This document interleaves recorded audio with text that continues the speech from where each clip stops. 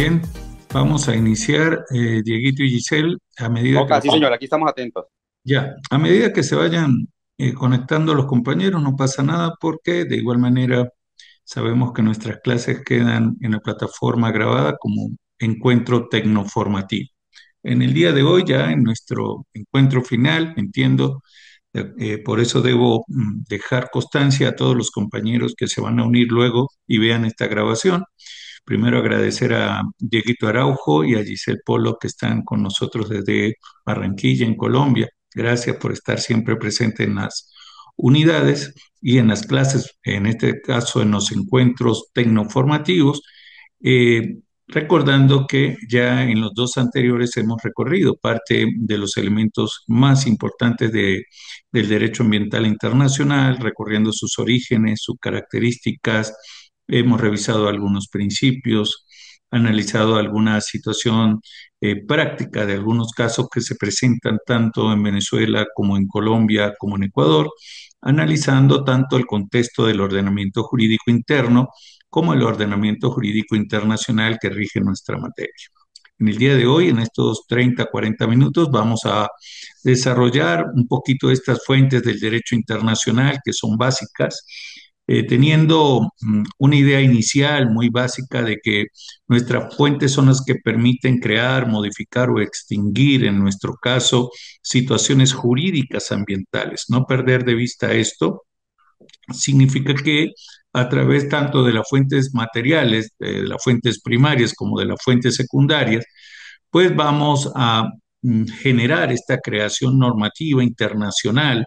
Allí estaremos verificando cómo los tratados internacionales dentro de las relaciones internacionales han creado no solo una normativa rígida, una normativa flexible, como veremos a continuación, sino que han establecido una serie de principios como directrices y estándares de interpretación que permiten que nuestra materia, nuestro derecho ambiental tenga una ruta para seguir en las actuaciones internacionales.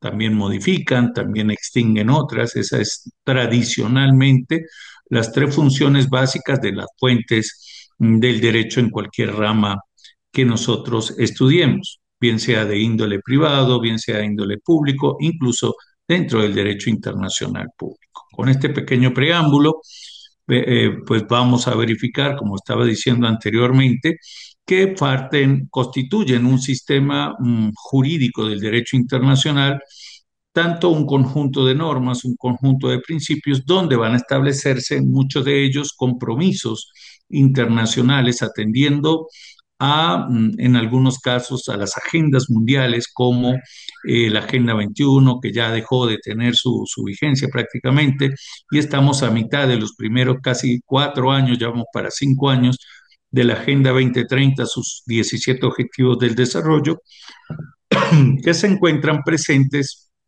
en todas las actividades humanas dentro de los ordenamientos jurídicos internos. Si vamos a Colombia, si estamos en Venezuela, estamos en Latinoamérica, en Europa, sobre todo en Europa, pues prácticamente esas sociedades tienen este cumplimiento, esta observancia de estos 17 objetivos del desarrollo que se han ido midiendo con distintas metodologías a nivel internacional. También aquí es muy importante el aporte que hace la jurisprudencia constitucional en cada uno de los estados, los distintos antecedentes que han marcado, por ejemplo, los tribunales de los derechos de la naturaleza a nivel internacional. Saben ustedes que existen tribunales de derechos de la naturaleza a nivel internacional. Son tribunales que no son, digamos, una jurisdicción obligatoria a nivel internacional, no es una instancia que genera decisiones vinculantes, es más bien de un sentido técnico-ético, donde en países como Ecuador, como en México, han asomado distintos líderes internacionales y han mostrado distintas temáticas. Recuerdo el famoso tren en México, recuerdo temas de extractivismo acá en el mismo Ecuador, en Colombia, donde estos integrantes de estas comisiones técnicas pues tienen forma de tribunal y emiten, digamos, opiniones internacionales sobre cuál es el criterio que tienen con una determinada actividad que se esté regulando y que esté impactando en el mundo en ese momento.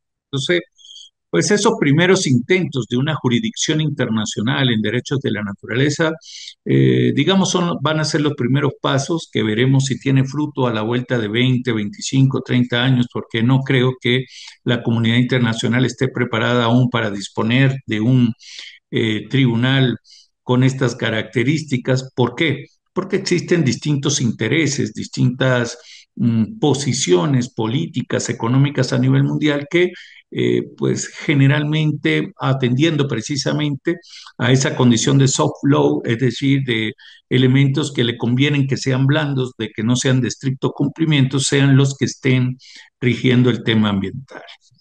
En este caso, vamos a abordar que una de las primeras fuentes del derecho internacional ambiental es los tratados internacionales, ya desde, digamos, vamos a marcar un punto como entre los años finales de los 80, 84, 1986, con la presencia de varios informes.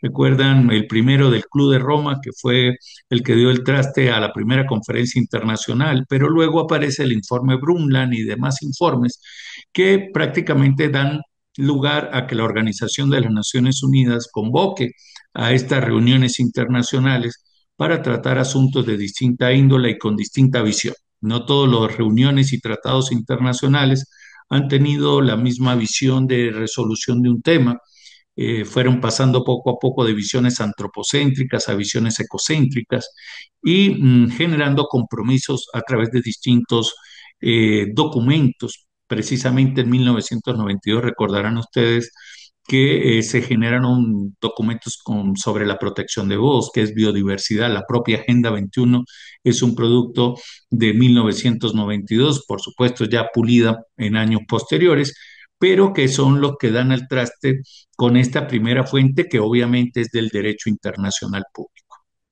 Luego, otra de las fuentes que es fundamental y que tiene un rol fundamental en el derecho ambiental es la costumbre internacional. Fíjate que en los ordenamientos jurídicos actuales, sobre todo en Latinoamérica, la costumbre poco resalta. Generalmente en nuestros grados veíamos que la costumbre era fuente del derecho mercantil, de algunas asignaturas o ramas del derecho que por su esencia misma, imagínense, las relaciones mercantiles, pues son relaciones de esa inveterata consuetudo, de esa opinio ad que necessitat, es decir, de esa constante repetición de actos para que se vayan validando en la esfera comercial. Pero en nuestra rama del derecho, en el derecho ambiental internacional, la costumbre viene a llenar muchos vacíos normativos en algunas posiciones sin salirse del mandato legal, donde hay todavía el principio de legalidad como ente rector, como principio rector, perdón, y en algunos estados donde ya la supremacía constitucional ha dejado un poco de lado la aplicación positivista de la legalidad y ha trascendido a la juridicidad, pues tal vez la costumbre internacional también tiene bastante sentido, ¿no? Sobre todo cuando hacemos mención no solamente a usos de relaciones internacionales que se repiten y que se van trasladando y convirtiéndose en, digamos, un hábito consuetudinario que se aplica.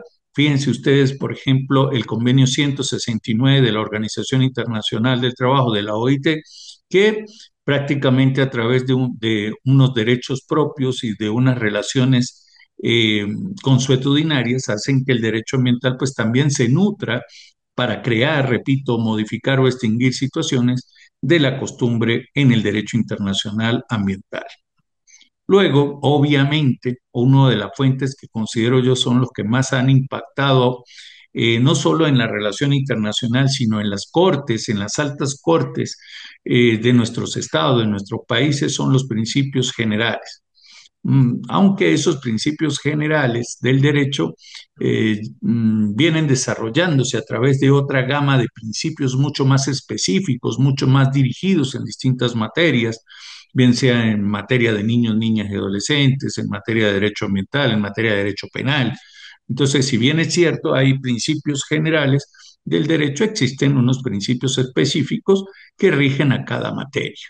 y que permiten, por ejemplo, ampliar una ley, permite interpretar una ley, permite generar un criterio o un estándar interpretativo como mandato de optimización, como decía el maestro Robert Alexis en su libro de Tratado de Derechos Fundamentales, conocido por todos nosotros, donde vemos que estos principios son los que optimizan un escenario cualquiera ante la administración pública, las relaciones entre seres humanos y otro tipo de especies junto a los ecosistemas, cuál debería ser la mejor consideración a la hora, por ejemplo, de tener duda de aplicación de una norma, como veíamos en el encuentro anterior, pues aplicaríamos principio de indubio pro natura o aplicaríamos principio de prevención, de precaución y demás principios.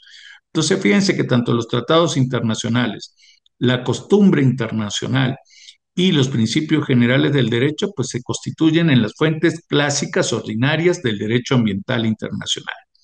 Sin embargo, creo que ya los tiempos, la progresividad del propio derecho y de si le sumamos la velocidad de las tecnologías de la información, de la inteligencia artificial, pues estos principios van a tener que superar lo que hasta ahora han hecho.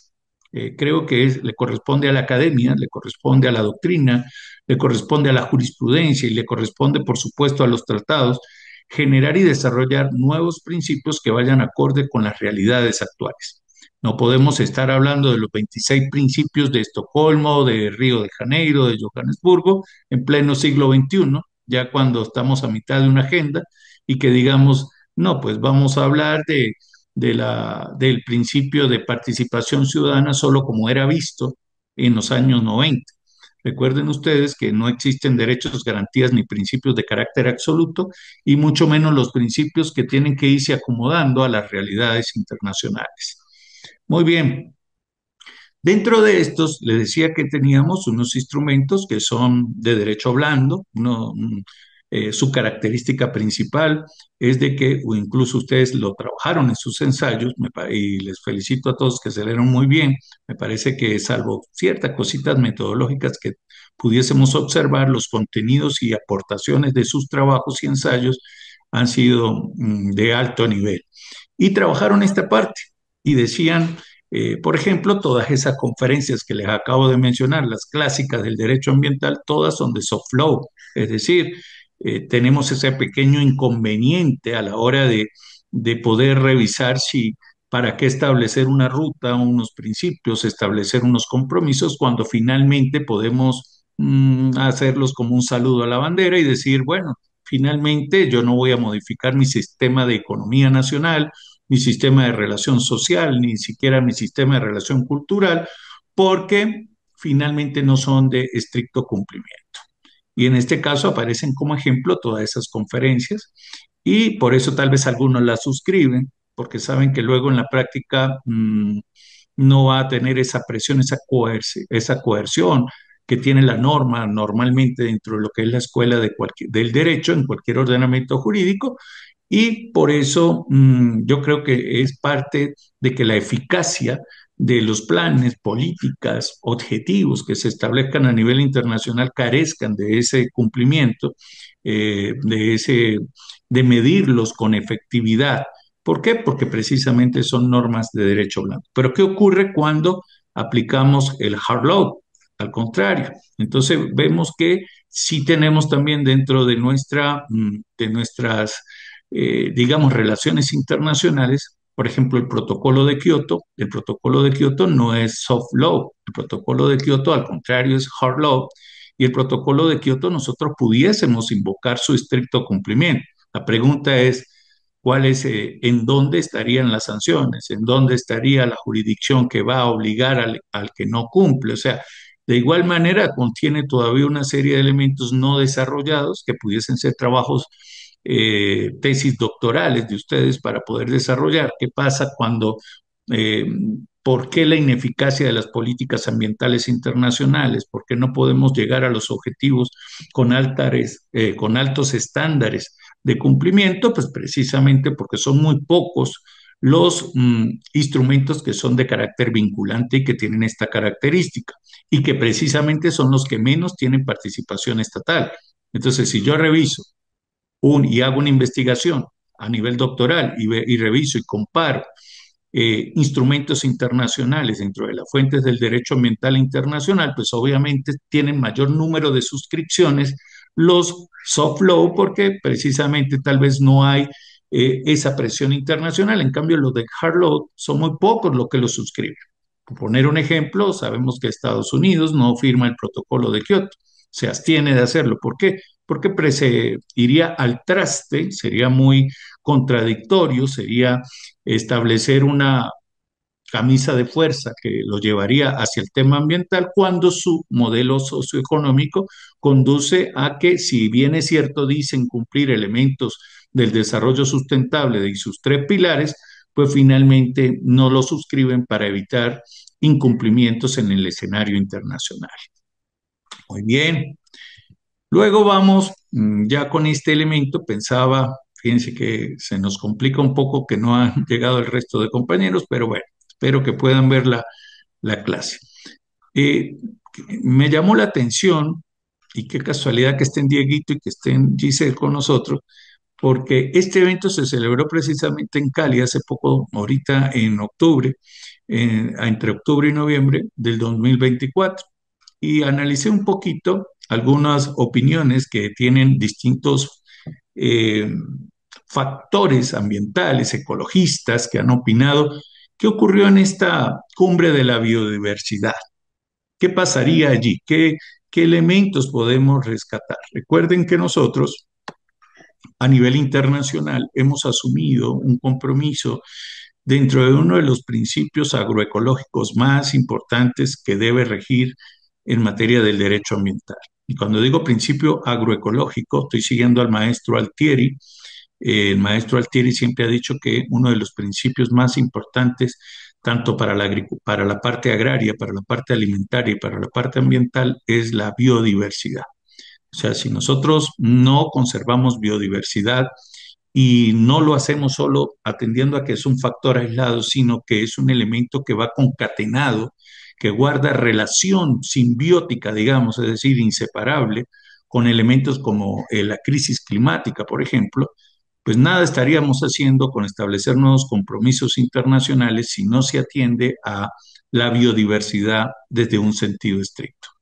Entonces, fíjense, lo primero que observé de esta cumbre de la biodiversidad en Colombia, y que les transmito a ustedes de manera muy personal, ustedes podrán tener sus criterios, es que primero, una de las cosas que teníamos que traer los estados, de los compromisos que habíamos asumido los países de llevar a Cali, era presentar el plan nacional que cada estado tenía en el marco mundial de la biodiversidad. Es decir, Polonia tenía que presentar su plan, Finlandia tenía que presentar su plan, Chile tendría que presentar su plan y lamentablemente una de las primeras conclusiones de esta cumbre de la biodiversidad es que son pocos, por no decir escaso, el número de países que presentaron sus informes y sus planes nacionales para cómo mitigar, cómo enfrentar este tema de la biodiversidad. Lamentable, porque denota una falta de interés a nivel internacional en esta temática que pues prácticamente yo creo que dejó sorprendidos, creo que fue una gran sorpresa para no solo los organizadores, nosotros Colombia como organizadores, sino a a todo el mundo. O sea, ¿qué ocurrió? ¿Por qué para otras situaciones sí existe un compromiso político internacional y para un tema tan fundamental como es el derecho ambiental hubo este incumplimiento? Un segundo elemento también tiene que ver con lo que es la parte de inversión, la parte financiera, la parte que se supone se ha destinado para proteger a la biodiversidad a nivel internacional y que tanto flujos privados como públicos, es decir, tanto fuentes financieras de derecho privado, empresas privadas como del sector público, pues en este caso no se puedan identificar y, en primer lugar, no hay forma de identificar quiénes son los que están financiando el tema ambiental a nivel internacional. Muy pocos pueden describirse con nombre y apellido o con denominación si se trata de una persona jurídica, de una organización internacional. Y otro elemento que es sumamente crítico. En Cali nos dimos cuenta que se ha disminuido el aporte el aporte, tanto el aporte financiero desde el punto de vista porcentual, si lo comparamos con los compromisos de años anteriores. Entonces, fíjense, si unimos los dos primeros, no presentamos planes. Dos, no sabemos quiénes financian ni privada ni públicamente y aparte revisamos la cantidad porcentual de aporte y en vez de aumentar o por lo menos de mantenerlo, estamos disminuyendo los aportes relacionados a el tema de la biodiversidad. Si yo me quedo ahí, digo, ya, no hablemos más, no intercambiemos ideas en este encuentro tecnoformativo, pues yo diría que es crítica, bastante crítica la posición, por lo menos que a la biodiversidad estamos refiriendo. Luego, digamos que como por salvar parte, vamos a salvar la fiesta, pues parece que si bien no hay un plan técnico consolidado, no hay planes suficientes, no hay financiamiento, pues siguen con discursos construidos. Fíjense que lo voy a convertir en una crítica también. Saben que mi política en esta materia es bastante crítica, es un pensamiento crítico, y aquí tampoco voy a salvar a esta reunión. Tal vez la pasaron muy bien los que se reunieron allí, porque sé que Cali es hermoso y todo lo demás, pero fíjense que cómo es posible que solo lo único que atiendan es vamos a reconocer, a seguir diciendo que es importante lo que piensan dentro del principio de participación de Río, tanto las comunidades indígenas, los afrodescendientes. Entonces me suena como a llenemos más de teorías, llenemos más de ideas, de cosmovisión, de saberes, a ver si con eso disfrazamos o pulimos un poquito el documento final de la cumbre, pero no concreta, no concreta. Yo creo que Dieguito, que está aquí me va a entender cuando digo se parecen a los equipos, al equipo que teníamos con Maturana en los años 80. Jugábamos muy bonito, tocábamos y tocábamos por toda la cancha, pero no hacíamos goles. Eso está pasando en esta conferencia. Y también aquí tengo un dato más específico, fíjense, de los 96 países que se comprometieron a presentar su plan nacional para conservar la biodiversidad, solo 44 lo hicieron. Solo 44 lo hicieron. Ahí se demuestra la desidia, la falta de preocupación por este tema. Luego, si hay un elemento, se aprobó un texto, por supuesto, en todas las reuniones internacionales se generan documentos de índole internacional con cláusulas, una soft law, otra hard law. No existe todavía, hago este comentario, esa famosa propuesta que han hecho varios autores dentro de la doctrina de establecer cláusulas de función social y de función ambiental, pero internacional, eh, que regulen esos contratos, tratados a nivel de relaciones internacionales. Y en este caso, pues me parece que técnicamente acertaron, aquí sí acertaron en afirmar que este documento va a responder a una coordinación necesaria entre las dos instituciones que no pueden estar separadas. ¿Cuáles son ellas? La crisis climática, que sabemos que es el tema que está afectando notoriamente, y la biodiversidad. Se reconoce que los dos no son interdependientes, es decir, al contrario, deben estar coordinados para que la política ambiental internacional que resulte de este documento pues tenga algún resultado medible, positivo, que es otro elemento crítico que yo hago a estas reuniones, que establecen compromisos, pero no veo dónde está establecida la metodología de evaluación final de los datos y resultados que va a obtener a la vuelta de 5 años. Por tanto, para mí, me parece que mm, es complicado generar teorías, generar acuerdos, mostrar ideas que se supone tienen un piso bien interesante, un fundamento interesante, pero que luego cómo lo medimos.